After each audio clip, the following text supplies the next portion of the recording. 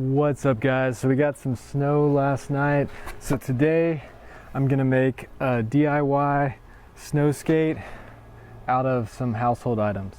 I have some waterproof pants in my car, but I'm not gonna put them on because I don't intend to fall.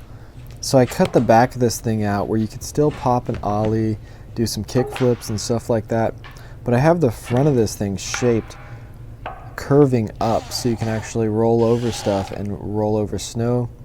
When we get a real decent snow, it's going to be great. It's going to be a lot of fun and it's going to work really well. I tried hard to work with what I had as far as this snow, and it did work. It slid and it rolled over stuff. The ski works really well. It's slick. It has a nice texture to it. It has a nice look to it, and the rest of it could be more polished. The paint is coming off because the snow is just frozen water and it's washing it off.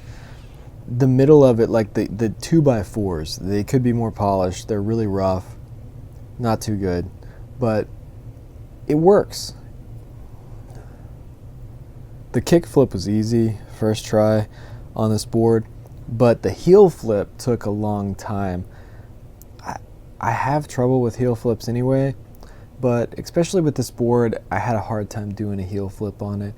It just seems like it didn't have enough concave for something like that. I like a really steep concave for heel flips. Whenever we get a lot of snow, I'm definitely going to bring this thing back out, try to do some tray flips, try to do some varial heel flips, and some harder tricks. Maybe take it to the skate park. I don't know. This is a really fun exercise. It really engaged my core. And I was also trying to do some tray flips on some other boards for some other videos. So I really hope you guys enjoyed this video. If you like this kind of content, reviews, tutorials, and videos about what I'm learning as I grow as a skateboarder, hit that subscribe button, and thanks for watching.